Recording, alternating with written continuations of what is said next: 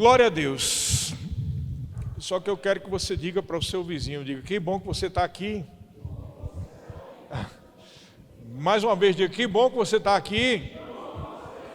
Olha para o outro lado, se tem um vizinho aí do outro lado, diga, que bom que você está aqui. Diga, seja abençoado.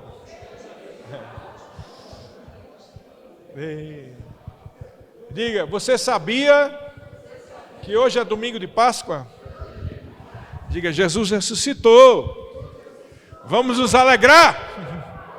Amém. Está todo mundo hoje meio triste, parece que não foi nada que foi feito, né? Queridos, eu sei que existem essas festas e você precisa entender que essa festa, ela não é só católica, né? É uma festa judaica também. E é uma festa cristã também, né? Porque não nos apegamos nos aspectos religiosos, mas nos apegamos naquilo que ele representa. Amém? E a Páscoa representa para nós cristãos aquilo que Jesus Cristo fez na cruz por mim e por você. Tudo aquilo que a gente prega, tudo aquilo que a gente ensina nas igrejas, foi por causa desse acontecimento. Então, eu sei que não existem diferenças de dias, mas a própria Bíblia, o próprio Deus estipula festas para o povo judeu para lembrar. Então, o motivo das festas não é porque aqueles dias são melhores do que outros, mas é para lembrar, é um memorial. Diga, as festas são um memorial. Amém? É para você lembrar, sabe? E se é uma oportunidade da gente lembrar o que foi feito, então é bom. Amém? Mas sabemos que existem algumas coisas, né? Num outro culto aqui, também os alunos de Justiça de Deus também tiveram essa informação. A gente falou sobre essa questão dos dias, né? Quantos dias Jesus passou lá no seio da terra, no inferno, no Hades. Porque, se você pensar bem, ele não pode ter morrido na sexta-feira. Porque se ele morreu na sexta, não tem como dar 3 dias, não é verdade? Todo mundo sabe disso, né? Não é verdade ou não é? Mas eu acho que você nunca parou para pensar nisso, mas como é que pode ser sexta, sábado e domingo? Não dá 3 dias. Se ele morreu na tarde da sexta, não tem como no domingo de manhã ele ter completado 3 dias. E o motivo disso é porque a nossa tradição, aí sim, religiosa, católica, né, veio do catolicismo, essa questão de sexta-feira da paixão e essa coisa toda. A gente sabe que está errado isso, porque não bate. E não bate por quê? Porque foi tentado apagar a tradição da igreja cristã primitiva, que a igreja cristã primitiva ela era judaica, né? Jesus era judeu, os discípulos eram judeus, os primeiros discípulos, todo mundo era judeu. Depois se foram convertendo os gentios. Então, a nossa origem, na verdade, é judaica. Não temos a cultura judaica, até porque a cultura judaica mudou também durante esses 2000 anos. Mas muito do que a gente aprende no Novo Testamento é por conta de um contexto judaico. Então, a gente precisa entender isso, tá, pessoal? Então, por isso que Jesus passou 3 dias e 3 noites no seio da terra, na palavra no hebraico é Hades, ou seja, no inferno. E diz a Bíblia que ele foi lá pregoar aos espíritos que estavam em prisão, e sabemos que esses espíritos que estavam em prisão eram os santos da velha aliança, que receberam a salvação a crédito, ou seja, eles creram no sacrifício que haveria do Messias futuro. Eles foram salvos, sim, mas eles não tinham o aperfeiçoamento espiritual. Como assim? O que significa isso? Para que eles fossem aperfeiçoados, ele teria que ser cumprido aquilo que Jesus Cristo fez. Por isso que em Hebreus diz, para que eles, os santos da velha aliança, sem nós, não fossem aperfeiçoados. Então, quando Jesus desceu, né, e passou 3 dias e 3 noites no inferno, ele apregou aos espíritos que estavam em prisão, apregou aquilo que eles estavam esperando, né? Eles foram salvos a crédito. E a Bíblia diz lá em Efésios capítulo 4 que ele levou cativo o cativeiro e distribuiu dons aos homens. O que é que significa isso? Ele levou cativo junto de si aqueles que estavam na prisão do Hades, que eram o quê? Os santos da velha aliança. Levou para o céu e hoje eles estão lá nos céus. Amém? Mas por que eu estou dizendo isso? Porque ele passou 3 dias e 3 noites, né?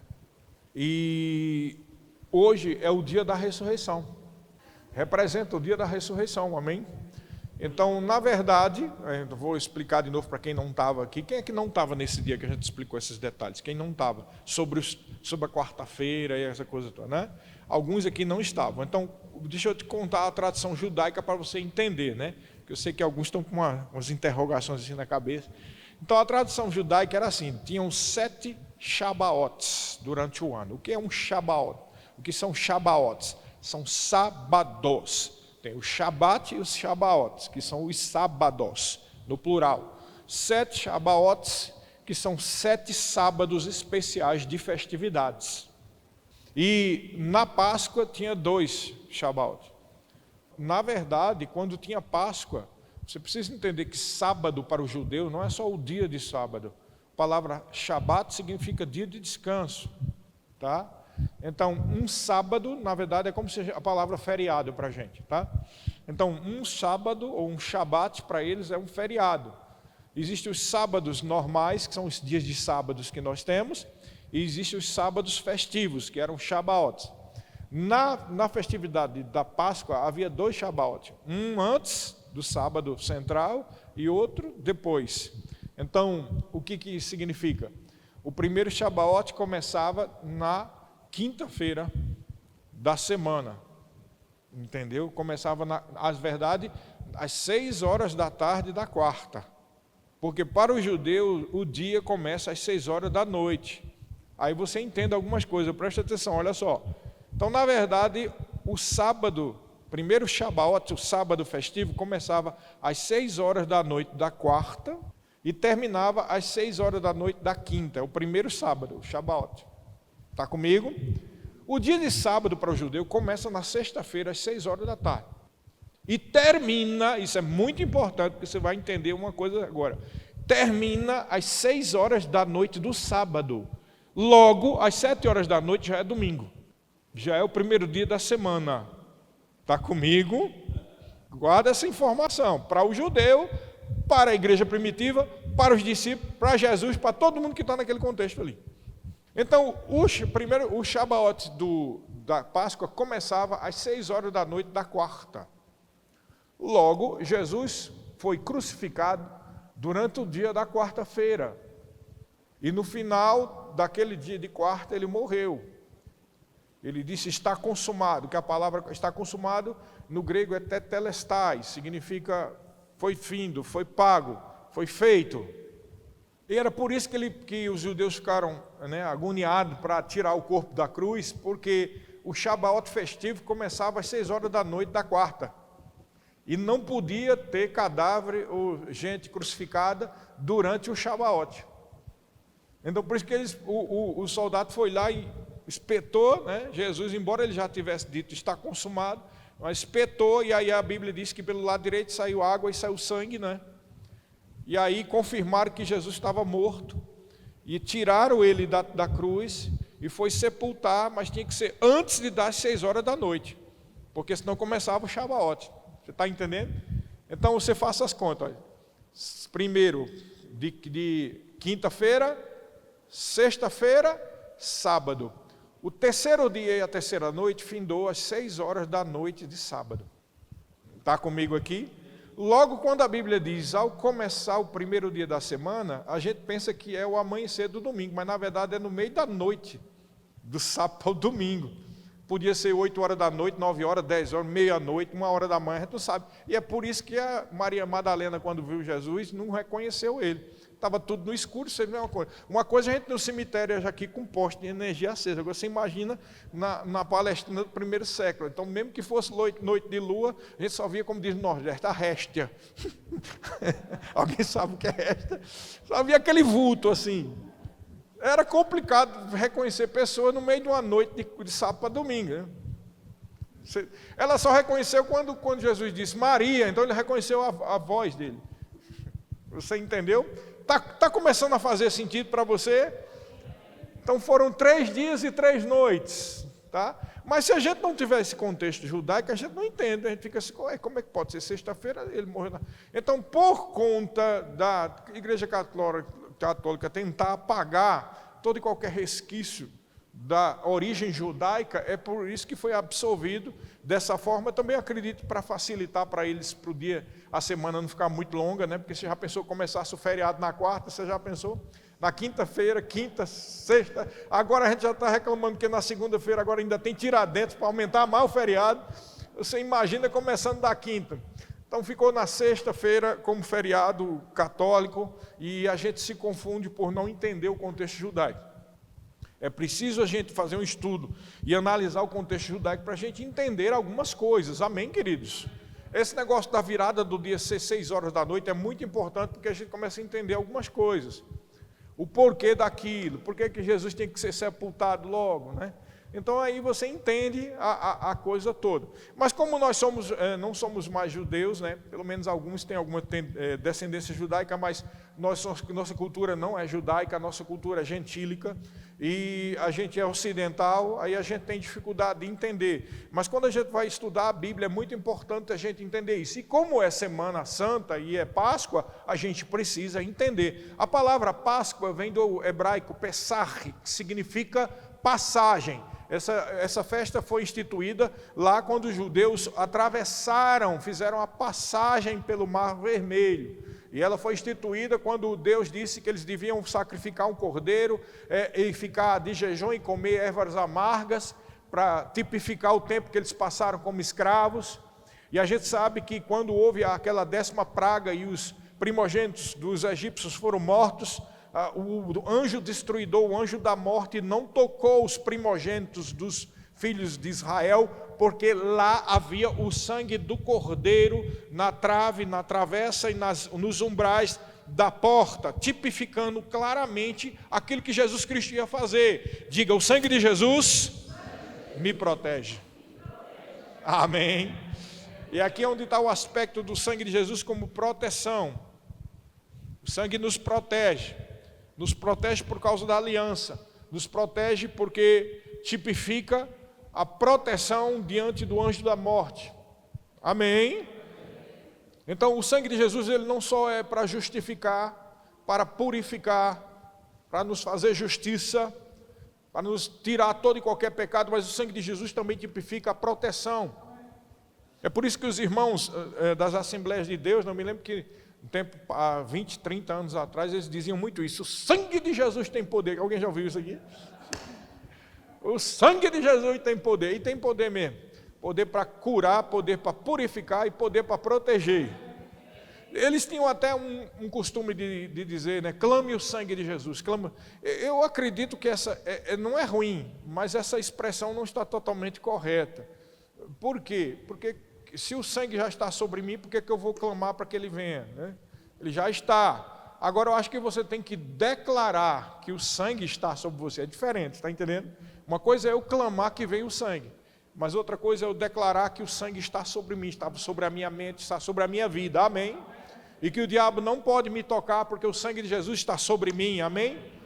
É bom dizer, eu sou lavado pelo sangue de Jesus. O sangue de Jesus me cobre. Diga, o sangue de Jesus me cobriu. Sabe, eu me lembro que quando a gente expulsava muito demônio, né, eu me lembro que eu estava no evangelismo, num lugar lá, no Cantinho da Paz, em Campina Grande. Olha o nome do lugar, Cantinho da Paz, e era mesmo, Cantinho da Paz, porque no meio daquelas trevas lá, o único lugar Cantinho da Paz era a base lá do evangelismo. E teve uma noite lá, meu amigo, que eu nunca vi tanto demônio saindo. Tinha mais demônio do que gente realmente. E vinha turmas e mais turmas para expulsar demônio, e uma das provas é, diga para a pessoa, eu estou bem, está bem, então diga, o sangue de Jesus tem poder. Eles não diz não, de jeito nenhum. Não diz não, você está entendendo? Não diz. Eles dizem Jesus é bom, eles dizem crê em Deus, mas dizer que o sangue de Jesus tem poder é muito difícil para demônio. Muito difícil. Porque realmente o sangue de Jesus tem poder. Diga, o sangue de Jesus tem poder. Então a Páscoa representa isso. O que foi feito aos israelitas. E na época da paixão de Cristo, do sacrifício de Jesus, era uma época de Páscoa. E foi feito daquela forma. Mas aí Jesus morreu, disse, está consumado, Pai, em tuas mãos entrego o meu espírito. Era preciso que ele dissesse isso. Porque para onde ele iria por Hades. O Hades é a região dos mortos. E somente Deus podia tirar ele daquele lugar. A Bíblia fala lá em Efésios capítulo 1 que o poder que ressuscitou Jesus dentre os mortos opera em nós que cremos. Mas que negócio maravilhoso. O poder que ressuscitou Jesus dentre os mortos opera dentro do meio da igreja, querido. Isso já é motivo para você se alegrar, porque se você chegou aqui triste, abatido, desanimado, saiba que tem um poder que ressuscitou Jesus, não é um poder pouco não, é o maior poder que existe no universo. E ele opera em nós que cremos. Sabe, o momento de lembrar da Páscoa é um momento da gente lembrar, assim como na ceia. A ceia, na verdade, a celebração da ceia são pequenas Páscoas, né? É verdade isso. Toda vez que nós participamos da ceia, nós estamos participando de um dia de Páscoa ali. Mas hoje é a Páscoa mesmo. Hoje representa a ressurreição de Jesus, porque é o domingo. Como eu disse, esse domingo para os judeus começava desde 6 horas do dia de ontem, né? E é por isso há muita confusão se a igreja se reunia realmente no sábado ou no domingo. Não, mas está escrito lá, primeiro dia da semana. Mas a gente não sabe, se começa às 6 horas da noite, podia reunir no sábado à noite, no domingo de manhã, qualquer hora, né? É difícil a gente ficar com esses detalhes, porque não importa. Diga, não importa. Não importa, o que importa é ser nova criatura, amém? O que importa é ter nascido de novo, amém? Os irmãos que guardam o sábado, eles têm esse costume de dizer que a gente está herege, porque a gente está guardando o dia que os romanos instituíram, né? Mas se foi o romano, se não foi, eles já estão errados na argumentação, porque eu guardo todo dia, não sei você. Para mim, tanto faz domingo como sábado, sexta-feira, para mim é tudo igual. Amém? Deveria ser para você. O dia do Senhor é segunda, terça, quarta, quinta, sexta, sábado, porque esse é o dia que o Senhor criou. Amém? Quando a gente estipula um dia para ser o dia do Senhor, a gente está como judeus, sendo religioso. Então, se é o dia do Senhor, é um dia santo, os outros não são, então é o dia do pecado. Não, todo dia é santo, porque você nasceu de novo, você não é pecador, amém? Então, quando participamos da Páscoa, nós estamos lembrando tudo isso que foi feito. Mas existe um aspecto que é o aspecto mais importante da Páscoa. Na verdade, é o aspecto mais importante do cristianismo. E enquanto fôlego eu tiver, eu vou sempre pregar essa mesma pregação. Já preguei mais de 20 vezes e vou pregar de novo a mesma pregação. Porque é um absurdo, e eu não dou gosto a Satanás. É um absurdo que o diabo coloque esse enebriamento na mente de muitas pessoas, e parece que é só mais uma informação da Bíblia. Não, é só mais uma informação que a gente tem na igreja. Queridos, isso é um absurdo, porque esse fato é o fato mais importante do cristianismo, é o fato mais importante da obra de Deus, é a razão pela qual nós estamos aqui reunidos. Que fato é esse? Ele ressuscitou. Você não pode se esquecer disso. Diga, ele está vivo. Pessoas quando ouvem isso, ele está vivo, e eu digo, porque eu já tive isso também, que eu tenho 30 e tantos anos de crente, e eu dentro da igreja também sentia isso. Quando ouvem, ele está vivo, pensa que é uma coisa tipo assim, Jesus está vivo no meu coração. É verdade, mas não é só isso que a gente está dizendo. Ele está dizendo que ele está vivo, que a gente pode tocar nele. Vem cá, pastor, vem cá, pastor. Olha aqui Jesus, olha aqui. Eu sei que Jesus está no pastor, porque nós somos o corpo de Cristo, mas também estou querendo trazer para você que se Jesus estivesse aqui, a gente podia tocar nele assim. Obrigado, pastor. A gente não pode se esquecer disso. Esse fato deve ser celebrado. Você tem que lembrar disso todo dia. Porque a cultura e a filosofia grega intoxicou a teologia de forma tal que até hoje a gente tem essa impressão que o nosso futuro é morar no céu. Não, o seu futuro não é morar no céu. Você vai para o céu durante um tempo, mas o seu futuro é ser ressuscitado, estar reinando aqui com Cristo aqui na terra.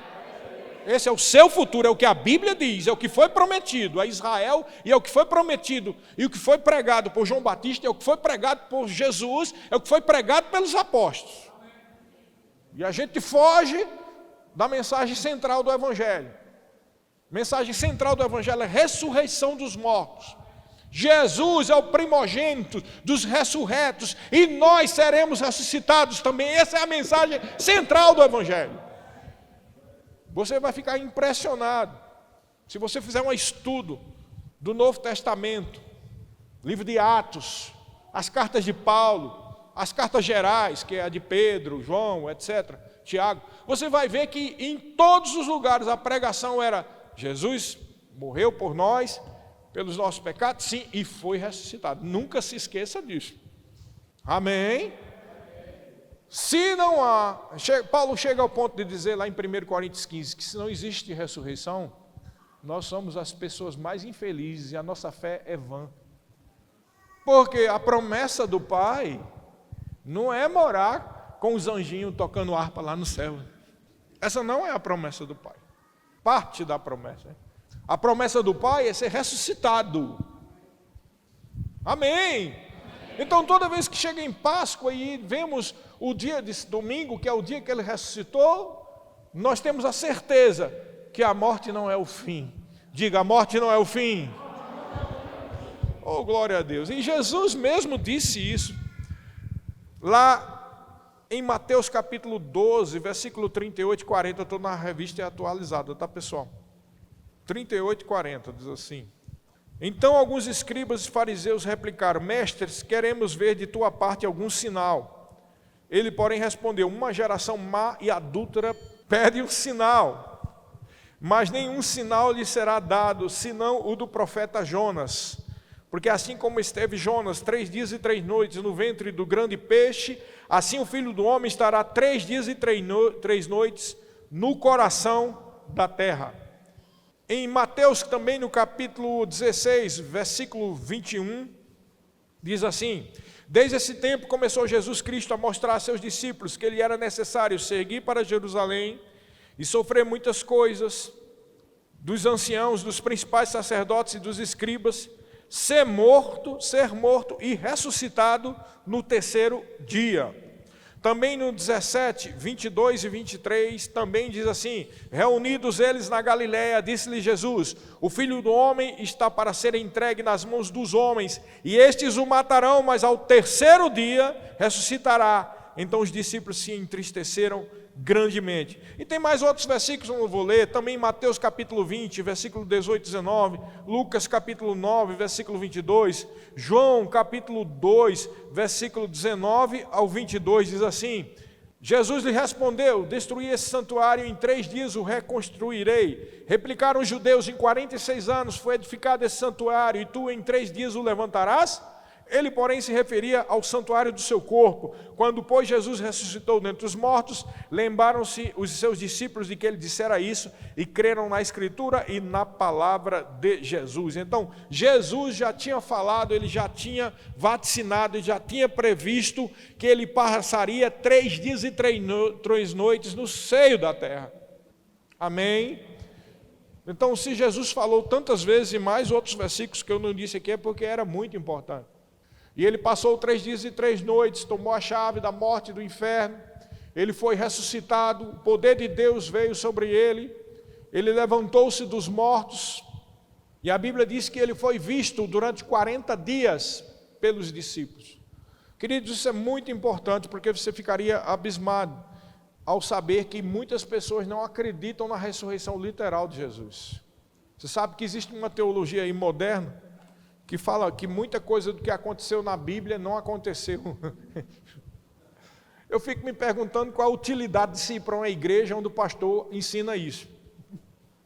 Porque se o pastor ensina isso, ele está dando um tiro no pé.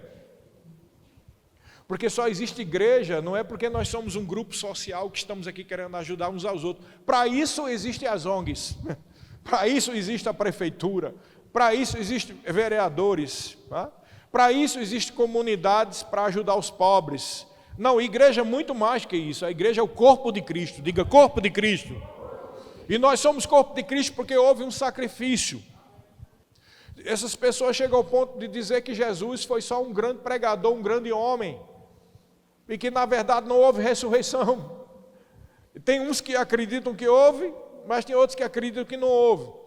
Muitos deles não acreditam na travessia do povo de Israel pelo Mar Vermelho, muitos deles não acreditam em milagres, e por incrível que pareça, essa teologia, esse povo está ensinando por aí sim.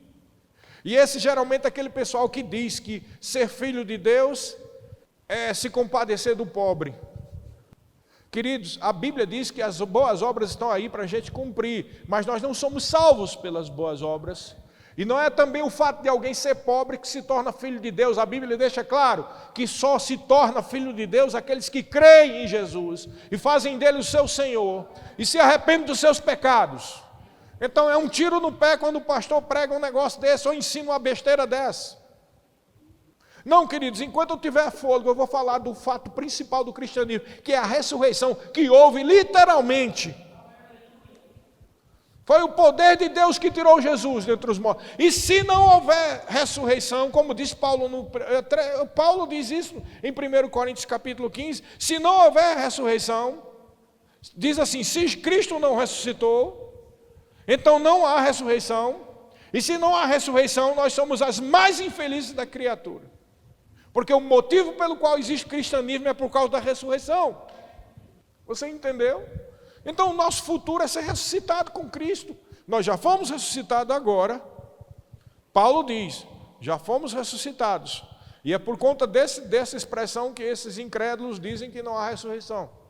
Porque para eles, o fato de ter nascido de novo é a própria ressurreição.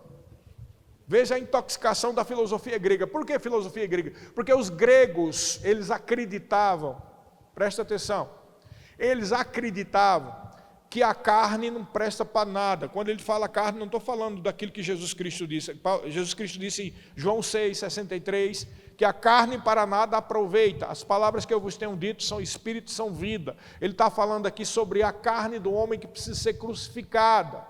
Porque ela só vai ser resolvida, essa questão da carne, quando nós formos ressuscitados ou arrebatados. Está comigo? Não é disso que ele está falando. Mas para os gregos, toda vida carnal é inútil. E só existe, assim, virtude ou coisa gloriosa ou coisa de Deus quando você está no céu.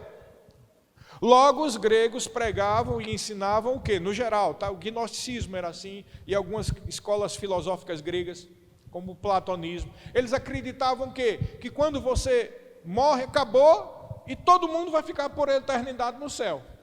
Todos os espíritos vão se reunir. Isso é espiritismo, querido. De onde veio o espiritismo? Você acha que o espiritismo veio de onde?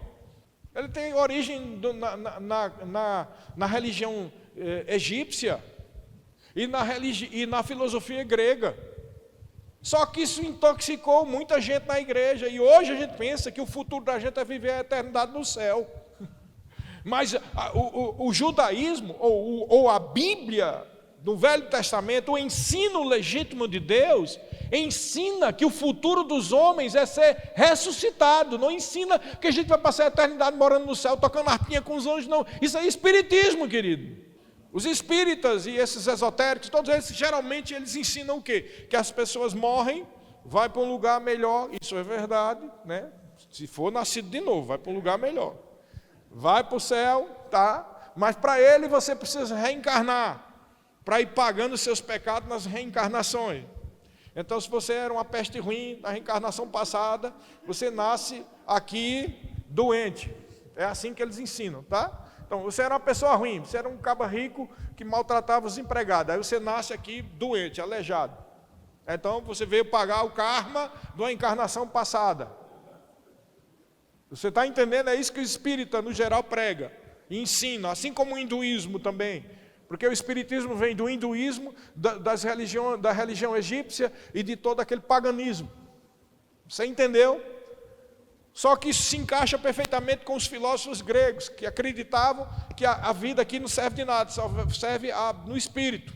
Então junta tudo isso, esse balaio de gato, dá uma miadeira mal do mundo, e essa miadeira se chama expectativa de viver lá nos céus. Querido, a Bíblia ensina. Por que você acha que Jesus ressuscitou? Se era para ser assim, não precisava ele ressuscitar. Só era ser um espírito de luz, né? Como os espíritas dizem, só uma luz vagando por aí. A glória, Jesus era uma luz que ia vagando por aí. E aí, quando a gente morresse, a gente ia ficar lá com ele na luz. É claro que a Bíblia diz que Deus é o Pai das luzes. E é claro que lá tem glória. É claro que lá é melhor do que aqui. Mas é claro também que Deus criou o homem conforme a imagem e semelhança dele e colocou o homem aqui na terra, e o homem estava longe de pecado. E quando o homem estava vivendo aqui na terra, no jardim do Éden, ele era perfeito em tudo, porque Deus criou o homem perfeito. E foi o pecado do homem que trouxe maldição sobre essa terra, e trouxe doença, e trouxe morte, e a primeira morte é a morte espiritual, e depois veio a morte física, e o segundo Adão, que é Jesus, veio resgatar toda essa consequência aí, veio resgatar você e a mim. Então ele veio tirar a morte, ele veio tirar o pecado, ele veio tirar toda a consequência da morte. Começa pelo pecado, porque o pecado, uma vez consumado, como diz Tiago capítulo 1, gera a morte. E toda a qualidade de morte, Jesus, o segundo Adão, ele veio resgatar o homem. Quando você aceita Jesus, você aceita o sacrifício, você se arrepende dos seus pecados, o sangue de Jesus te purifica, te faz justiça de Deus, e você nasce de novo, passou da morte para a vida. E aí a Bíblia diz que o último inimigo a ser vencido é a morte. Morte que? Física. Por quê? Porque haverá uma ressurreição. Então o nosso futuro é ser ressurreto, o nosso futuro não é viver nos céus. Isso é espiritismo. Com certeza, tem muitos teólogos e muitos estudantes da Bíblia que dizem, isso é correto, que o céu é um estado intermediário. Diga, estado intermediário. Por que intermediário? Porque o que está previsto é uma ressurreição dos mortos. O que está previsto é o arrebatamento da igreja. E quando isso houver, acabou. O céu, e quando for pago tudo que tem que ser feito aqui, profeticamente nós sabemos que terá um milênio, onde todas as promessas que foram feitas a Israel serão cumpridas. Depois do milênio, a Bíblia diz lá em Apocalipse, que o diabo que estava preso precisa ser solto. E quando ele foi solto, vai enganar as nações da terra, e haverá uma última rebelião, e depois dessa última rebelião vai cair fogo dos céus, e aí a gente sabe que terminou, o suprassumo do mal foi retirado aí, né?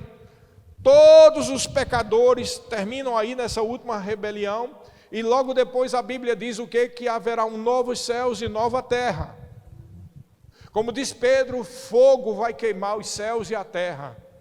Enquanto isso estiver acontecendo, haverá o juízo do grande trono branco, que é chamado também de o juízo final. Esse juízo final é onde os pecadores que estão lá no inferno serão ressuscitados para serem julgados, como diz a Bíblia, segundo as suas obras que estão descritas nos livros que serão abertos. Nesse juízo final, os livros serão abertos e também será aberto o livro da vida.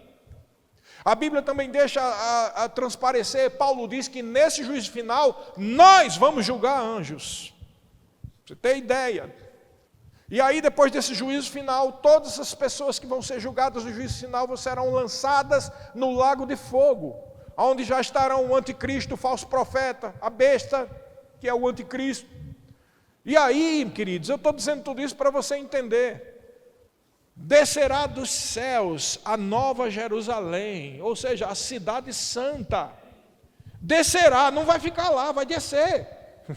Porque nessas alturas já é novos céus e nova terra. A terra e os céus estão ligados, é a mesma coisa. Tanto a terra como os céus serão santos. O trono de Deus vai descer para a terra, querido. Se o trono de Deus vem para aqui, nós não vamos morar lá, nós vamos morar aqui. Porque esse é o projeto de Deus. O projeto de Deus é espiritualizar e materializar tudo, ligar os dois universos. O projeto de Deus é ligar a dimensão espiritual com a natural, com a material, porque só existe essa separação porque o pecado fez essa separação. Entendeu agora? Então não podemos ficar imaginando que nosso futuro é morar no céu, isso é muito baixo. A teologia cristã, o ensino da Bíblia ensina claramente que haverá uma ressurreição.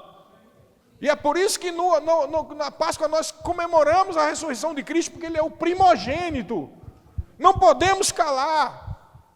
Os apóstolos ficavam constantemente falando isso, querido. É isso que eu digo que enebriou-se, ficou uma coisa obscura. As igrejas não falam de ressurreição. As igrejas falam sobre novo nascimento, as igrejas falam sobre cura, as igrejas falam sobre muitas coisas, mas deveriam estar sempre falando de ressurreição, porque quando você fala de ressurreição, cutuca o bicho, ó. Cutuca. Porque os incrédulos aí, chega ao ponto de ter crente incrédulo que não acredita na ressurreição. É o fim, meu irmão, é o fim. É o apocalipse mesmo, é a volta de Jesus a qualquer momento, onde já se viu cristão que não crê na ressurreição. Queridos, não tem como ser cristão não crendo na ressurreição. Não existe cristão que não crê na ressurreição de Jesus. Se alguém se diz cristão e vai para uma igreja e não crê na ressurreição, não é crente, não é filho de Deus, não nasceu de novo, vai para o inferno. Porque uma pessoa pode gostar de fazer coisas boas e vir para uma igreja, e se essa pessoa chegar e dizer, esse negócio de ressurreição eu não acredito não. Ele pode ser qualquer coisa, pode ser um espírita, ele pode ser qualquer coisa, mas cristão não. Vamos ver isso? Romanos capítulo 10, vamos lá. Eu sempre cito esse texto. Oh, glória a Deus. Eu não estou bravo não, viu, meu irmão? Digo, o pastor não está bravo. Eu tenho esse jeito porque eu amo a palavra de Deus, meu irmão. Eu amo a palavra de Deus. E se alguém vai pregar coisa contrária à palavra de Deus, aí você vai ver o zelo. Eu não estou bravo com você, eu estou bravo com os demônios que enganam as pessoas. E aqui no versículo 8 diz, porém o que se diz? A palavra está perto de ti. Diga, a palavra está perto de mim. A palavra está perto de ti, na tua boca e no teu coração. Claro que ele está citando aqui um texto de Deuteronômio. Isto é, a palavra da fé que pregamos. Esse texto é um dos mais importantes da Bíblia. Porque ele não só está citando do fato de que a palavra está perto de você e que Jesus está perto de você. Ele não está só falando, ele está falando de salvação aqui. E a profundidade e o aspecto, tudo que significa salvação. Porque ele diz assim no 9, se com a tua boca, olha só, com a tua boca confessares Jesus como Senhor, e em teu coração o quê? Creres que Deus o ressuscitou dentre os mortos, serás salvo. Quando é que a gente é salvo?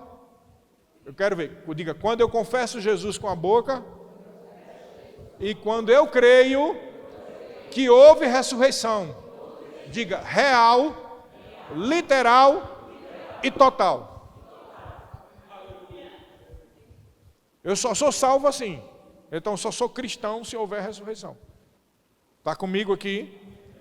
E ele ainda chega ao ponto de explicar, no 10. Porque com o coração, ou seja, quando você acredita com o coração que Deus ressuscitou Jesus, se crê para a justiça. Olha que coisa profunda aqui. Meu irmão, esse versículo é muito profundo. Porque quem é aluno de justiça de Deus aqui sabe que justiça de Deus é a condição de ficar sem nenhuma culpa ou condenação diante do Senhor, como se não tivesse pecado. Lembra disso, alunos? Quem é aqui aluno? Então, o que aqui está dizendo é que quando você acredita que Jesus foi ressuscitado, opera a justificação pelo sangue na sua vida. Porque se você não acredita na ressurreição, já não tem sacrifício do sangue de Jesus por você. Porque só existe sacrifício de sangue porque Jesus ressuscitou. Se ele não tivesse ressuscitado, não haveria nada. Você está comigo? Com o coração, quando eu acredito que Deus ressuscitou Jesus, eu sou justificado. Porque justiça não é passe de mágica, né? Não é assim. Eu estou aqui, eu já sou justiça. Não é assim, né? Você só é justificado quando você se arrepende dos seus pecados e faz de Jesus o Senhor da sua vida e crê que Deus ressuscitou ele dentre os mortos. Por isso que eu disse que sem acreditar em ressurreição não tem como ser cristão não, meu irmão. Amém? Você está entendendo? Está claro? Você viu como é importante a ressurreição? Só um coração se crê para a justiça e com a boca se confessa a respeito da salvação. Por que eu tenho que confessar para ser salvo com a boca? Porque o coração, a boca fala do que está cheio o coração. Não existe vida de fé sem falar. Não existe. É ilusão. Eu estou sentindo Deus, eu sou de Deus. Não, você tem que falar. Eu sou de Deus, eu sou de Cristo. Eu nasci de novo. Isso são coisas que você tem que dizer. Eu sou abençoado. Faço parte da família de Deus. Eu sou justiça de Deus. Isso está na Bíblia. Diga, está na Bíblia. Se está na Bíblia, a minha fé opera quando eu falo. Agora, não é porque eu falo que a coisa acontece. Porque o nome disso é confissão positiva. Essas coisas que nos acusam mentirosamente. Nós falamos o que já está dentro do coração. Amém? É incrível como pessoas falam e dizem mentira a respeito da palavra da fé, dizendo que nós somos confissão positiva. Querido, confissão positiva é dizer algo para ver se acontece. E não é isso que a gente ensina aqui, não. Viu? Nós não ensinamos isso aqui, não. Nós ensinamos a palavra pura, legítima. Agora, eles não ensinam que a palavra funciona quando você crê com o coração e fala com a boca.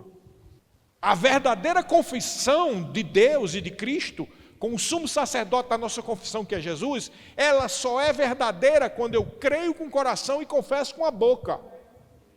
A salvação é assim. Por que as outras coisas não são assim? Tudo é assim. Então eu preciso crer que eu sou justiça de Deus e depois confessar que eu sou justiça de Deus. Eu preciso crer que eu sou nova criatura e depois falar que eu sou nova criatura.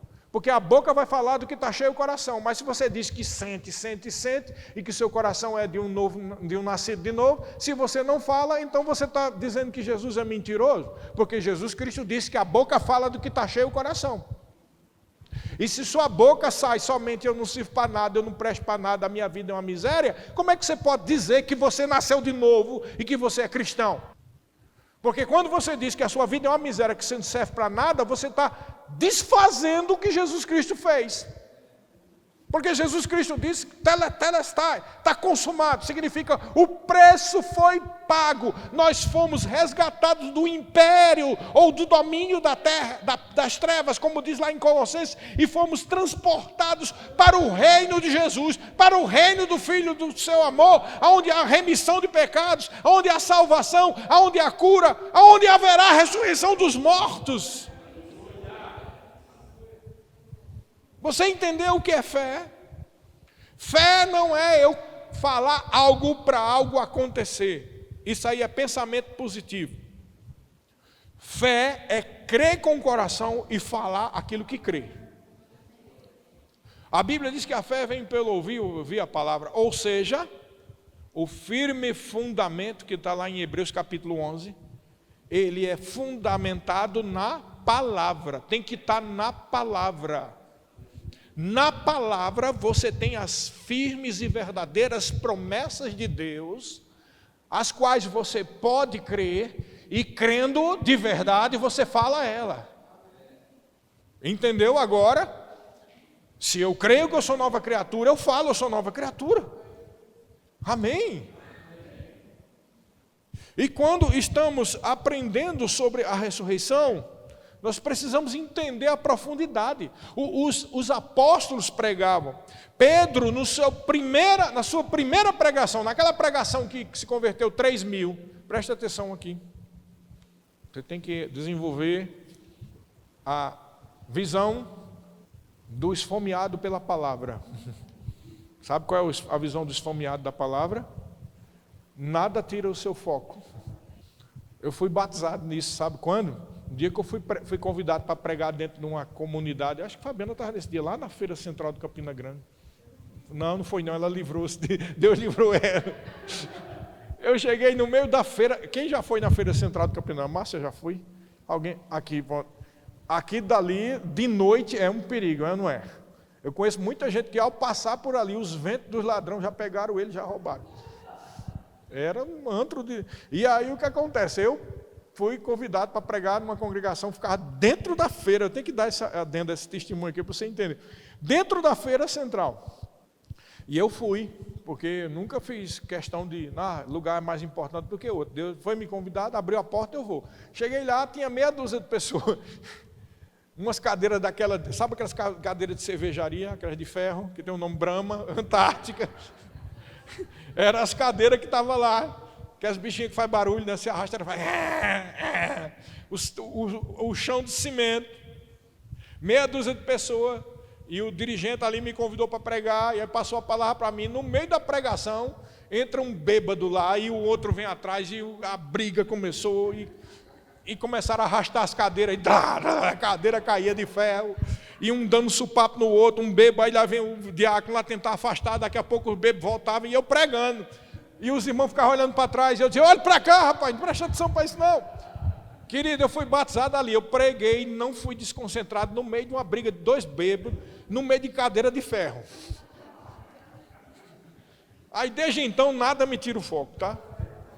Você tem que aprender a isso, porque vai ser bom para a sua vida e para o seu coração. Porque senão até uma barata que andar no chão vai tirar a sua atenção. Amém? Não tira o foco, olha para cá, que a salvação está na palavra. Não é em mim, é na palavra, tá? Então, na primeira pregação que Pedro pregou, no Sinédrio, diante do Sinédrio, aliás, a primeira pregação, o primeiro sermão, foi em Atos capítulo 2, mas nos últimos versículos, versículo 22 em diante, ele diz assim: varões israelitas, atendei a estas palavras, Jesus o Nazareno, varão aprovado por Deus diante de vós, com milagres, prodígios e sinais. Aí o versículo 23 diz: sendo este entregue pelo determinado desígnio e presciência de Deus, vós o matastes, crucificando por mão de iníquos. Aí olha o que diz o 24: ao qual, porém, Deus ressuscitou, rompendo os grilhões da morte. Você sabe qual é a palavra morte aqui? Na verdade é a palavra Hades, foi mal traduzida aqui. Está dizendo rompendo as correntes do inferno. Rompendo os grilhões do inferno. Portanto, não era possível ele ser retido pelo inferno. Ele não poderia ser retido. Porque a respeito dele diz Davi: diante de mim via sempre o Senhor, porque está à minha direita, para que eu não seja abalado. Por isso se alegrou o meu coração e a minha língua se exultou. Além disto, também a minha própria carne repousará em esperança. Olha o que diz o 27. Porque não deixarás a minha alma no Hades, no inferno, nem permitirás que o seu santo veja o apodrecimento do corpo. É isso que está dizendo. Corrupção significa apodrecimento do corpo. Não permitirá que a minha alma fique no inferno e não permitirá que eu veja o apodrecimento do meu próprio corpo. Isso é uma promessa para Jesus. Tá? E aí diz o quê? Fizeste-me conhecer os caminhos da vida, encheste-me de alegria na tua presença. E ele diz no 29, irmãos, seja-me permitido dizer-vos claramente a respeito do patriarca Davi, que ele morreu e foi sepultado, e o seu túmulo permanece entre nós até hoje, sendo, pois, profeta e sabendo que Deus lhe havia jurado que um dos seus descendentes se assentaria no seu trono, prevendo isto, referiu-se à ressurreição de Cristo, que nem foi deixado no Hades, nem o seu corpo experimentou um apodrecimento. A este Jesus, Deus ressuscitou, do que todos nós somos testemunhas. No primeiro sermão, Pedro já falou de ressurreição. Mas fique pasme, que se você vai lendo, você vai vendo que todos os sermões eles falam de ressurreição. Todos! Todas as pregações falam de ressurreição. Todas as pregações da igreja primitiva eram sobre ressurreição. Todas! E ele, no segundo sermão, ele de novo fala, Atos capítulo 3, versículo 14 e 15. Vós, porém, negaste o santo e o justo e pedistes que vos concedesse um homicida. Dessarte, mastastes o autor da vida, a quem Deus ressuscitou dentre os mortos, do que nós somos testemunhas. Versículo 26. Tendo Deus ressuscitado o seu servo, enviou primeiramente a vós outros para vos abençoar, no sentido de que cada um se aparte das suas perversidades.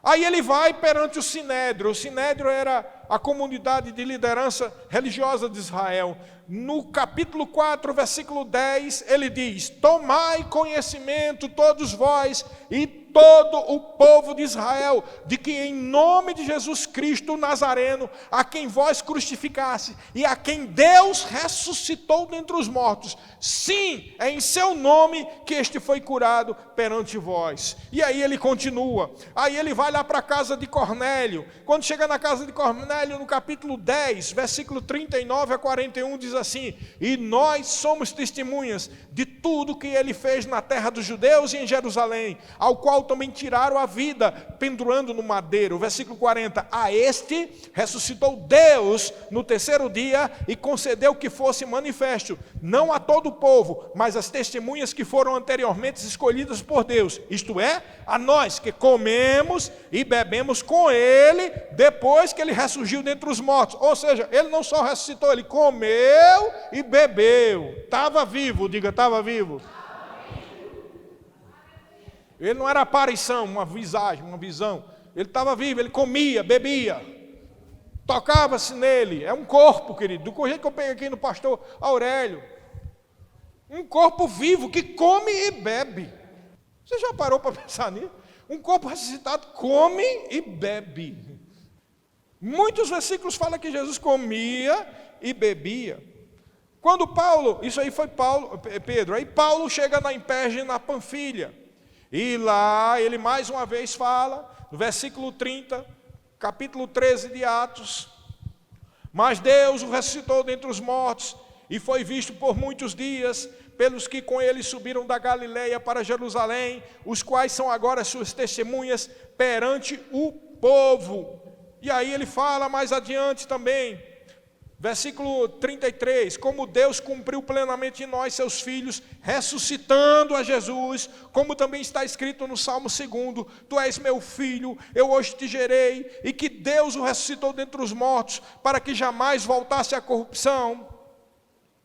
E aí vamos lá, Paulo está na Tessalônica, Atos capítulo 17, versículo 1 ao 4, diz assim, 17, 1 ao 4, tendo passado por Anfípolis e Apolônia, chegaram a Tessalônica, onde havia uma sinagoga de judeus. Paulo, segundo o seu costume, foi procurá-los, e por 3 sábados arrazoou com eles acerca das Escrituras, expondo e demonstrando ter sido necessário que o Messias padecesse e ressurgisse dentre os mortos, e este, dizia ele, é o Cristo Jesus, que eu vos anuncio. Alguns deles foram persuadidos e unidos a Paulo e a Silas, bem como numerosa multidão de gregos piedosos e muitas mulheres distintas. Mais uma vez pregando a ressurreição. Os apóstolos, Atos capítulo 4, versículo 33, eu estou citando muitos versículos, é necessário para você fique convicto disso. Atos 4, 33, com grande poder, diga grande poder. Grande poder, os apóstolos davam testemunhas da ressurreição do Senhor Jesus, e em todos eles havia abundante graça. Quem quer ver poder de Deus? Pregue a ressurreição, porque não há poder maior do que a ressurreição. O poder que ressuscitou Jesus entre os mortos, como dizem Efésios, opera em nós. O poder de Deus opera em nós. O poder que ressuscitou, pregue a ressurreição. Ensine a ressurreição. Exalte Jesus ressurreto. Porque esse é o sentido do Evangelho. Amém? Quando chegou em Atenas, também Paulo disse isso em Atos capítulo 17, versículo 30 ao 32. E aqui tem um episódio interessante. Ora, não levou Deus em conta, versículo 30, ora, não levou Deus em conta os tempos da ignorância. Agora, porém, notifica aos homens que todos, em todas as partes, se arrependam, olha só, porquanto estabeleceu um dia em que há de julgar o mundo com justiça, por meio de um varão que destinou e acreditou diante de todos, ressuscitando-o dentre os mortos. Aí o versículo 32 começa aqui algo interessante. Quando ouviram falar de ressurreição dos mortos, uns escarneceram e outros disseram, a respeito disso, te ouviremos noutra ocasião. E aqui nós temos vários versículos na Bíblia que mostram que os incrédulos não gostam de ouvir sobre ressurreição. Você entendeu? Pessoas perturbadas por demônios não gostam de ouvir sobre ressurreição. Porque quando você fala sobre ressurreição, você botou no ápice a obra de Cristo. E quando você bota no ápice a obra de Cristo, o diabo se sente irritado. Falou do sangue de Jesus, falou da ressurreição, é algo que irrita o diabo. Quer ver? Não foi só aqui. Atos capítulo 4, versículo 1 e 2, diz assim, falavam eles ainda ao povo, quando sobrevieram os sacerdotes, o capitão do templo, e os saduceus, ressentidos por ensinarem eles o povo e anunciarem em Jesus a ressurreição dentre os mortos. Por que eles estavam irritados? Porque estava pregando somente, não, estava falando de ressurreição dos mortos. Entendeu? Mas tem mais. Atos 5, versículo 27 ao 33. Trouxeram-nos, apresentando-os ao sinédrio e ao sumo sacerdote, interrogou-os, dizendo, expressamente vós ordenamos que não ensinasseis nesse nome. Contudo, enchestes Jerusalém de vossa doutrina e quereis lançar sobre nós o sangue desse homem.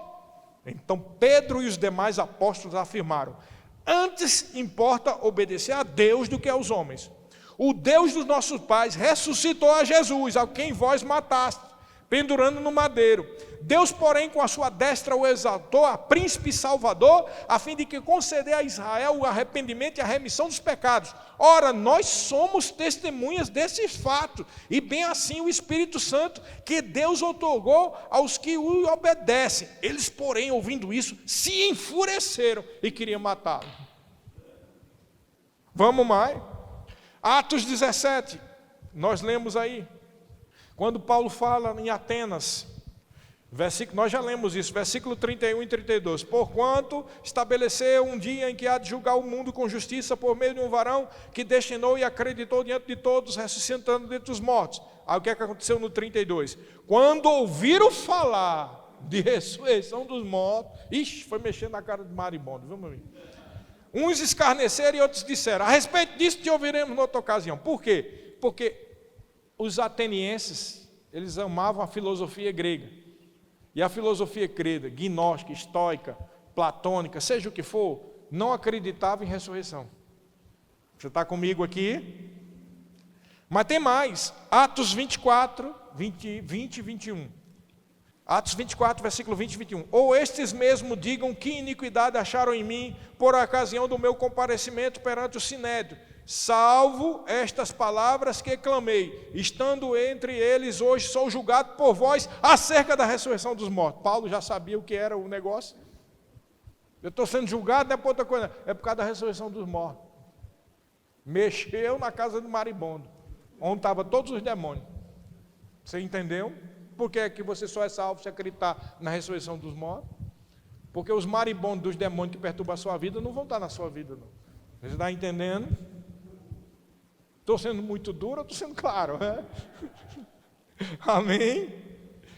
E por fim, Atos 26, do 22 ao 25, Paulo está preso, lá antes de ser enviado para Roma, né? Versículo 22, 26, 22 ao 25. Mas alcançando o socorro de Deus, permaneço até o dia de hoje, dando testemunho, tanto a pequenos como a grandes, nada dizendo, senão o que os profetas e Moisés disseram haver de acontecer. Isto é, que o Cristo devia padecer, e sendo o primeiro da ressurreição dos mortos, anunciaria a luz ao povo e aos gentios. Dizendo ele essas coisas em sua defesa, Festo interrompeu em alta voz, deu um grito, o bicho estava cheio de demônio mesmo. Está louco, Paulo? As muitas letras te fazem delirar. Paulo, porém, respondeu: não estou louco, ó excelentíssimo Festo. Pelo contrário, digo palavras de verdade e de bom senso. Quando foi que o bicho endemoniou-se? Quando ele falou que Jesus ressuscitou e que ia haver ressurreição dos mortos. É por isso que eu falo, meu irmão. Vou falar. Ressurreição é a mensagem mais importante do cristianismo. E nós seremos ressuscitados, nós seremos arrebatados. Quando a trombeta tocar, queridos, nós seremos arrebatados. E os irmãos que morreram serão ressuscitados, porque essa é a mensagem do Evangelho, esta é a promessa do Evangelho. Nós não podemos nos calar diante dessa verdade.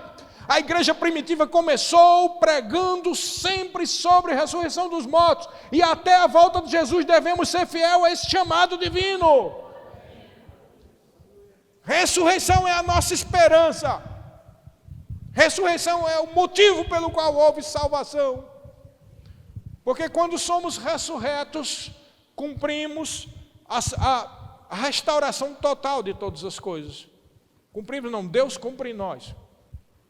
Porque Adão e Eva não precisavam de ressurreição, eles já estavam cheios da vida de Deus.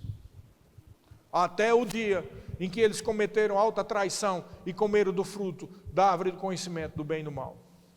E o segundo Adão, que é Cristo, veio desfazer todas essas coisas. Precisamos crer na totalidade do Evangelho. O Evangelho não é só ser salvo e ir para o céu, querido. A totalidade do Evangelho é a palavra salvo, salvação, vem de soter. Salvador é soter. Salvação é sozo, todos têm a mesma raiz no grego e significa cura, proteção, libertação, vida eterna. Tudo isso aí tem a ver com salvação.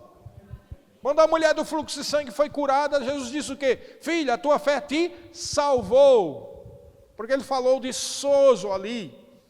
O evangelho tem a ver com a salvação.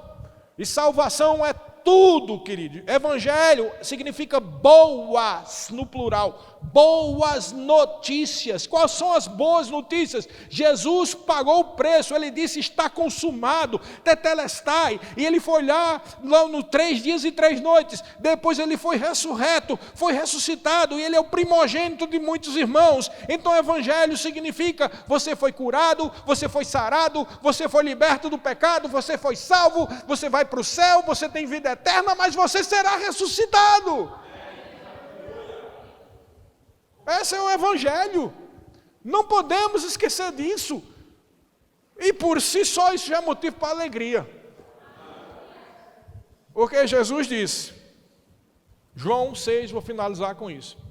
João 6, 36, 37 a 40. João 6, 37 a 40. Todo aquele que o Pai me dá, esse virá a mim. E o que vem a mim, de modo nenhum eu lançarei fora. Porque eu desci do céu, não para fazer a minha própria vontade, e sim a vontade daquele que me enviou. E a vontade de quem me enviou é esta, 2 pontos. Que nenhum eu perca de todos os que ele me deu. Pelo contrário, eu o ressuscitarei no último dia. De fato, a vontade do meu Pai é que todo homem que vir o Filho e nele crer, tenha a vida eterna, e eu o ressuscitarei no último dia. Está claro aqui? A mensagem de Jesus. Eu o ressuscitarei no último dia. É por isso que Paulo diz lá em Tessalonicenses capítulo 4, a partir do 13. Vocês não são como os demais que não têm esperança. Vocês têm esperança. Aí ele fala da ressurreição dos mortos e do arrebatamento. Não fique triste, é por isso que cristão, crente mesmo, filho de Deus, quando morre alguém próximo, não fica arrancando os cabelos. O que é que vai ser da minha vida? Não fica não. Eu sei que é normal a gente ter tristeza. Eu sei o que é isso. Eu perdi meu pai e minha mãe num acidente. E é muita tristeza. Eu chorei muito. Mas naquela época eu não tinha nascido de novo. Mas eu tenho uma certeza no meu coração sobre aqueles que eu conheço e que morreram. É que eu vou encontrar eles. Eu tenho uma esperança. Eu tenho uma esperança. Esperança significa que eu estou esperando algo. A gente costuma imaginar que esperança significa achar que eu terei uma boa sorte, né? Ai, eu tenho esperança que vai dar certo. Não, isso aí está errado. A esperança bíblica é uma certeza. Chama-se esperança porque você já sabe o que vai acontecer, mas você está esperando o dia que vai acontecer. É diferente de fé. Fé você não fica esperando, você já sabe que vai acontecer, mesmo que ninguém veja e mesmo que ninguém esteja dizendo para você, porque está na Bíblia. Esperança geralmente está ligado com um aspecto profético. Guarda comigo. Fé é baseada nas promessas. Esperança tem a ver com um aspecto profético. Você espera algo que já foi profetizado. Por isso que a Bíblia chama de bendita esperança, lá em Tito. A manifestação do Senhor Jesus Cristo é a nossa bendita esperança. Então nós temos uma esperança. Diga, eu tenho uma esperança. Eu não sei quem você já perdeu, se foi vovó, bisavó, irmão, pai, mãe, filho. Uma coisa é certa, você o encontrará, se ele é filho de Deus. Por isso que é tão importante a gente pregar o Evangelho. Porque você pode ter essa esperança quando você sabe que a pessoa já nasceu de novo. Não é bom saber que alguém conhecido seu... Então prega o Evangelho. Olha para a pessoa para o teu lado e diz assim, prega o Evangelho. Prega, querido, prega, porque se eu fosse você, eu tomava uma decisão. A partir de hoje, não descansar enquanto os seus familiares todos não forem salvos. Eu sei que nem todos serão salvos, mas no que depender de vós, faça o esforço. Porque a culpa não é sua. Mas se você tem a oportunidade de pregar e não prega, você vai sentir muito mal. Eu quero chegar diante de Deus com as mãos limpas. Você entendeu? Então, quando a gente fala de Páscoa, a gente fala de ressurreição de Cristo. Quando a gente aprende sobre a ressurreição, nós aprendemos a totalidade do Evangelho. E quando aprendemos a totalidade do Evangelho, nós entendemos o porquê do ID. Porque o que você quer para você, você deve querer para os mais próximos. O teu próximo, como diz a palavra, é aquele em que você tem contato. Eis o teu próximo. E é a esse que você tem a obrigação de falar. Oh, aleluia! Oh, aleluia! Deus é bom. Em nome de Jesus eu declaro sobre a sua vida que haja uma fome da palavra, uma fome de Deus. Eu declaro em nome de Jesus Cristo as verdades e as promessas de Deus se cumprindo na sua vida. Declaro em nome de Jesus que a bênção do Senhor se manifeste na sua vida e que você tenha coragem e intrepidez de falar o Evangelho aos seus familiares, aos seus vizinhos, aos seus conhecidos, que o Espírito do Senhor põe as palavras de vida na sua boca. E quando você abrir a boca, Jesus estará falando com você e sobre você e através de você. E vidas sejam salvas. Em nome de Jesus. Quem crê diz amém.